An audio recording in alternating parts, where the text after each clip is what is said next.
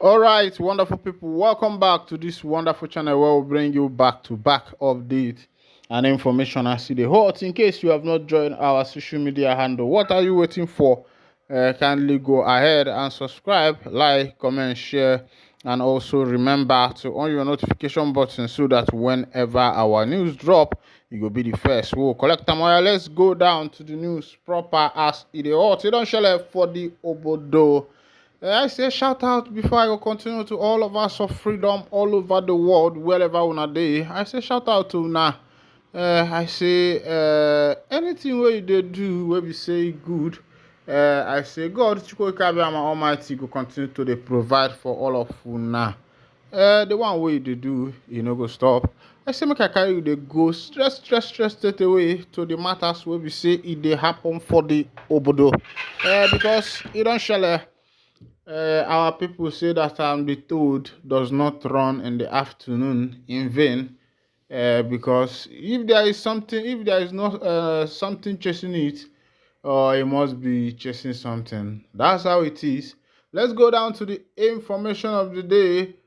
As the men of the NIG army no gree the men of the Biafra Liberation Army to sleep. But somehow, good, make you see where lion dey sleep, make you say to lion, make you go wake am up. Ndị be anyị si, ọnya akpakwana nwa agụ aka n'ọdụ, ma ọ dị ndụ, ma ọ nwụrụ anwụ, ọnya akpakwana nwa agụ aka n'ọdụ. If you grow up in our empire and when you hear that song, like ọnya akpakwana nwa agụ aka n'ọdụ, ma ọ dị ndụ, ma ọ nwụrụ anwụ, you will know that something tragic, something terrible is about to happen. As it be for the obodo, as the information will be say, they drop for my table, say the men of the NIG, them boys, go carry their trouble, go they try the men of the BLA. Now the lion wake up, as the lion take tear the people will be say they come fight him, the people no believe him, say for here. We go dey speak in proverbs because na people wey understand go understand. Maka na asị na atụ ara ọmara omegi na ọmara atụ ala ofeke ofenye isi n'ọfịa. Na so those energy them boys take collect woto from the men of the BLA wey be say dem say for our own territory na you dey enter one con dey do open eye say una dey collect o. But last they collected. And as they be, but another information where we say they drop for my table where we say I no go cease to bring unto you life. Be say DSS don't storm the palace of Emir of Kano, and the Kano people, the Muslims, are still trying to find out why that particular thing took place in the palace of Emir of Kano. Why should the DSS invade that place?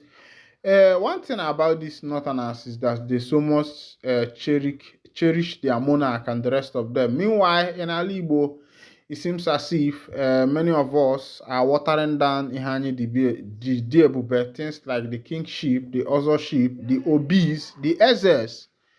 You find out that even the political leaders now have diluted the power of Eze in many communities, whereby each and every autonomous community who has a particular number can come up and say they want to secede from their old community and make their own Eze. All these things are just for personal aggrandizement, because I could still remember when Alibo was Alibo, when it will be only if you go to Onitsha now, the whole of Onitsha is that only one Obi of Onitsha is ruling all of them. And if Obi of Onitsha is calling for carnival, calling for Ofala, if you're a good son of Igbo, you know that what Igbo does is Ofala.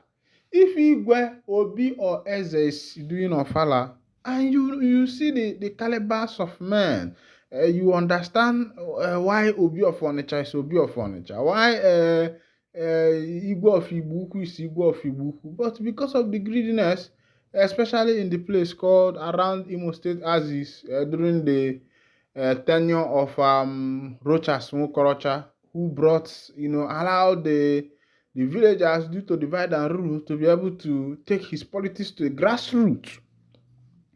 And he gave the villagers, the towns, opportunity to be able to have their own autonomous community and become their Igwe.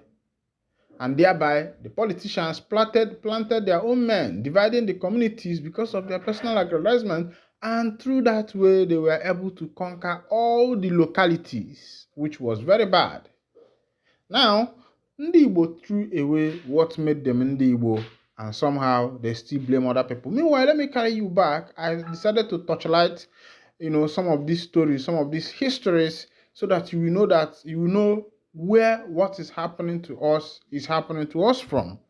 Let's go back to what is happening in Kano, where the DSS have invaded the palace of Emir of Kano. Let's go down to the full detail of that information as I go to informate you, make we know wetin dey happen and why these people invaded the palace of Emir. The Kano State Director of the Department of State Service, DSS, Mohammed Al-Hassan, has clarified why operatives of the secret police were earlier seen at the palace of Emir of Kano on Tuesday.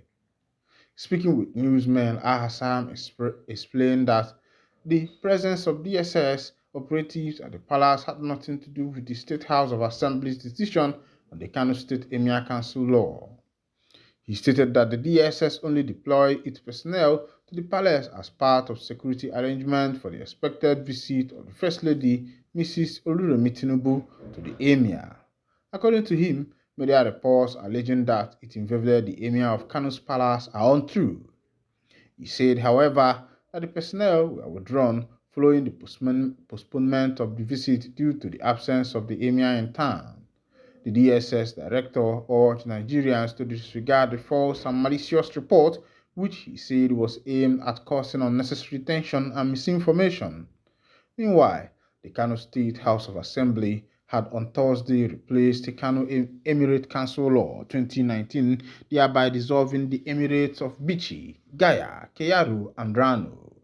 It also passed the Kano State Emirate Council Law 2024, which technically dethroned Al-Aminu Ado Bayero as Emir of Kano and recognized former CBN Governor Lamido Saminu as Emir of Kano.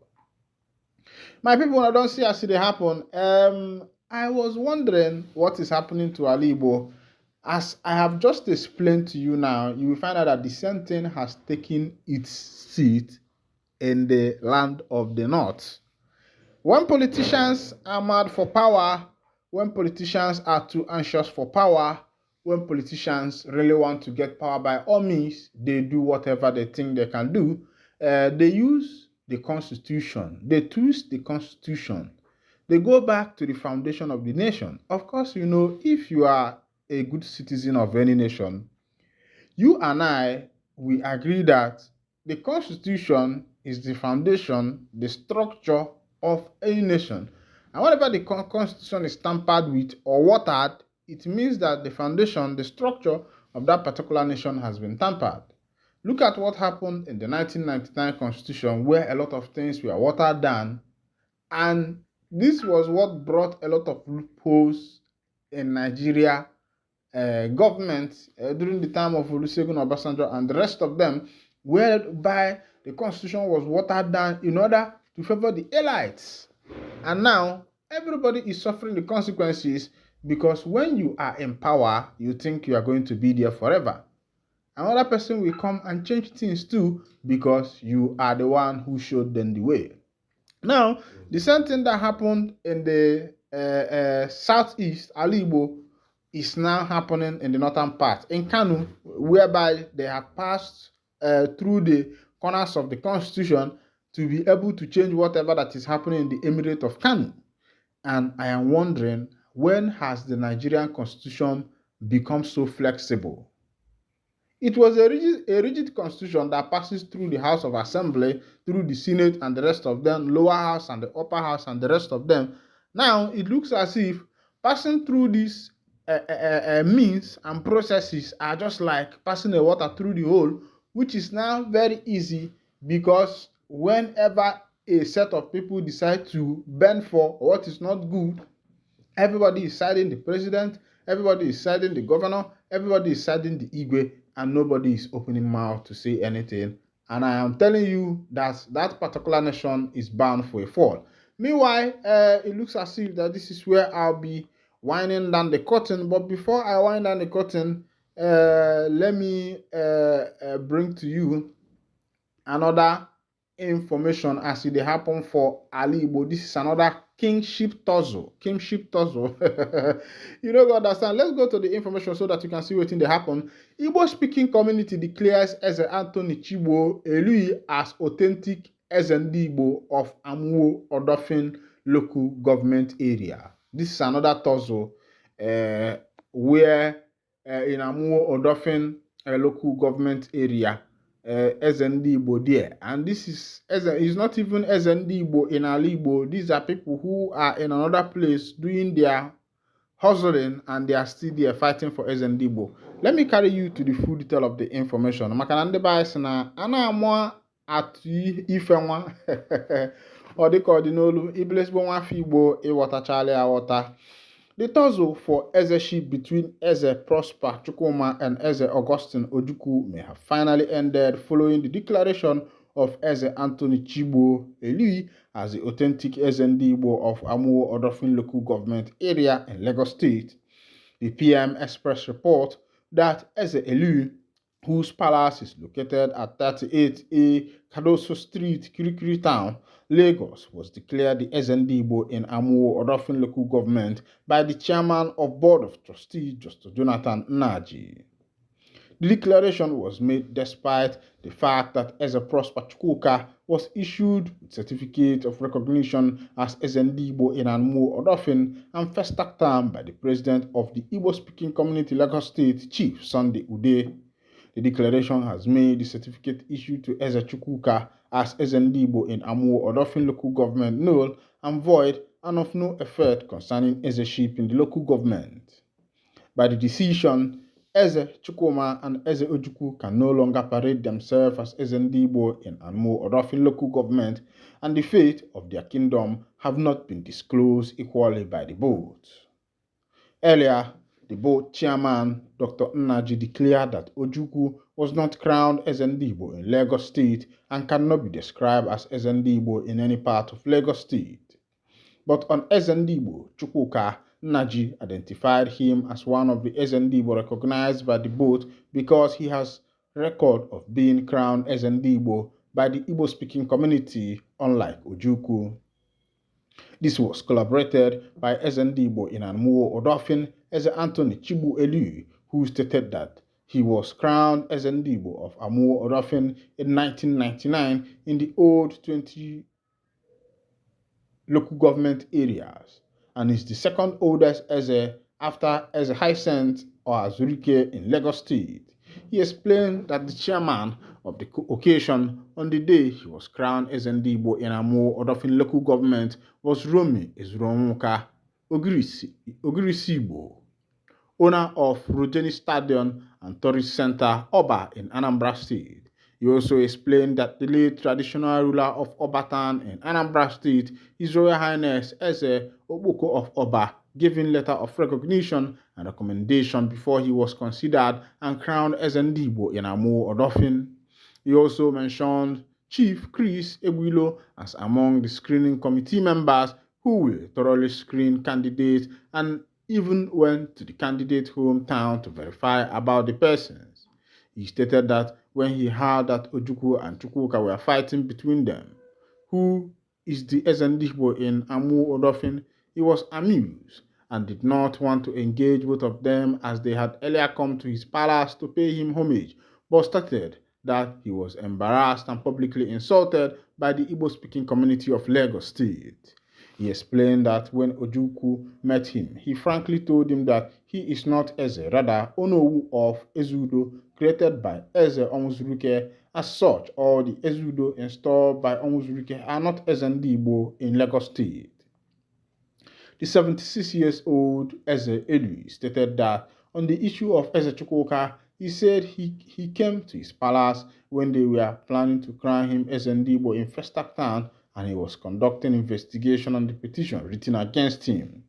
He stated that while he was still conducting investigation, the General Secretary of Igbo-speaking community, Lagos State, Engineer Chukwuma Odimegwu, brought a goat to his palace, presented it and informed him that Eze Chukwuka has been crowned Eze Ndigbo, and he used the gold to come and pay him homage as Eze Ndigbo in Amu Odofin. He stated that he was surprised at what was going on in the social media when both Chukoma and Ojukwu were fighting for Eze Ndigbo in Amu Odofin local government area when he is still alive. My people now don't see as it happen. The struggle, the tussle for power is still going on, both in the north, west, south, and the east. Meanwhile, this is where I'll be winding down the curtain, and if this is your first time of joining us on this wonderful channel, kindly go ahead and subscribe, like, comment, share, and also remember to on your notification button so that whenever our news drop, you'll be the first we'll collect them. Thank you for listening. God bless you.